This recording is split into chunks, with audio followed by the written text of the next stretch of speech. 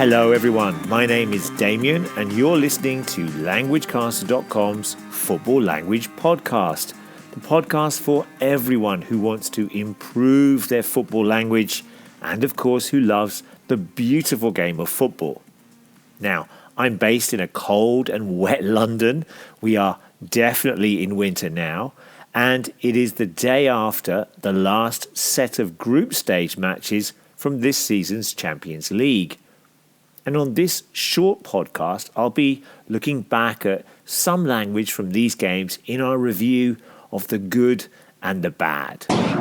Du lytter til LanguageCaster.com. Well, that message was in Danish, and it was a good, maybe even a great campaign from the Danish side FC Copenhagen, who qualified for the knockout stage of the competition for only the second time in their history. Indeed, their coach, Jakob Nystrom, called the victory over Galatasaray as historical. Few gave the Danish side any chance in a group that contained former winners Bayern Munich and Manchester United, as well as Turkish powerhouse Galatasaray, but they surprised everyone with their performances throughout the group stage. They managed 8 points, but were unlucky to not get even more. Great stuff indeed. Well done to FC Copenhagen. It was good for Porto in their winner-takes-all match against Shakhtar Donetsk. They won 5-3 and qualified for the last 16. But it was also a good night for two clubs with no chance of making the last 16, as Celtic finally won a Champions League game by beating Dutch side Feyenoord 2-1 with a last-minute winner. And this was the first time in 16 matches that the Scottish side won a match in the Champions League. FC Antwerp recorded their first ever Champions League win after they defeated Barcelona 3-2, again with a last-minute goal. Now, neither Celtic nor Antwerp will play in Europe in the new year, but these victories will live long in the memory of all of their football fans. Bad. Well, it was a bad couple of nights for two of the English clubs, as home defeats saw both Newcastle and Manchester United finish bottom of their respective groups. United lost 1-0 to Bayern Munich, and they never really looked like beating the German side, even though they had already confirmed top spot in the group. United only won one game and conceded a remarkable 15 goals in their 6 matches. They didn't even make the Europa League, and their campaign can only be described as disastrous. The other English team to finish bottom of their group was Newcastle, but at least they had the excuses of being inexperienced at Champions League level and, of course, playing in the group of death. Dortmund and PSG qualified for the next round, while AC Milan, who defeated Newcastle 2-1, qualified for the Europa League. Now, there might be further bad news for English clubs, as there will be 2 extra spots in next year's Champions League, which all depends on the results of this year's competition. And with 2 English sides finishing bottom, it does not look good for that extra spot for the Premier League teams next season. Je luistert naar LanguageCaster.com.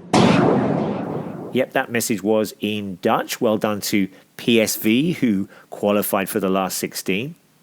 Now, talking about Newcastle and Manchester United's elimination from this year's Champions League reminds me that there are different ways to describe when teams that are knocked out of a competition. That is, they are no longer in the competition or tournament. A team can be dumped out of the tournament, and this suggests that it is either a little bit of a surprise, maybe they were beaten by a lower ranked side, or they were badly beaten. On the UEFA website, both Celtic and Antwerp were described as bowing out of the competition, which suggests that although they were knocked out, they did not really disgrace themselves, or that it was pretty much expected that they would not qualify anyway.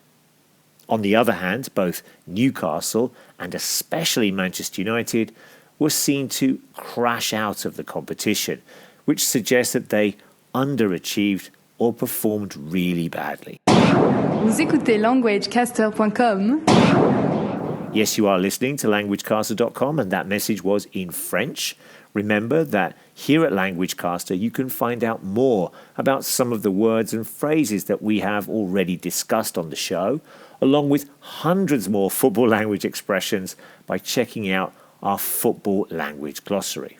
Come along and have a look. Esteu escoltant languagecaster.com. Okay, if you have any questions or comments about any of the words and phrases from today, or indeed any other football language, then drop us an email at admin@languagecaster.com. And you can also find us on Facebook, Twitter, and on Instagram, while we are also now posting some material on our YouTube page. Come along and say hello. We also have a football language forum where you can ask and answer any questions you have on the language of football. We've had a recent question around the phrase to be out on your feet. And another one that we've just received is condemned to defeat. Take a look at some of the posts there. Then we've also got some quizzes. Maybe you could add a comment or a question, or simply come along and say hi. And of course, don't forget to subscribe to our football language podcasts. We've recently posted podcasts around the phrases fortress and injury crisis, and you can access those and all of our other football language podcasts. We have hundreds of them that stretch back to October 2006. Sie hören gerade languagecaster.com. Don't forget, there's a transcript for this short podcast with lots of vocabulary support. If you look at the posts on our site, you can see that we explain lots of the meanings of these words in the transcript. So come along and have a look. Okay, that's it for this podcast, in which we looked at some language from the last set of matches from this season's Champions League group stages. We looked at the differences also between bow out and crash out. Let us know if you hear these phrases or any other phrases connected to being knocked out of a competition in any language at all. Now, the draw for the last 16 of this season's Champions League takes place on Monday, and it will be really interesting to see which teams are drawn against each other. Which teams do you think might win this season's Champions League? We have just posted a poll, so come along to the site and let us know who you think might win this season's Champions League. Enjoy all the football, and we'll be back soon with some more football language. Bye-bye.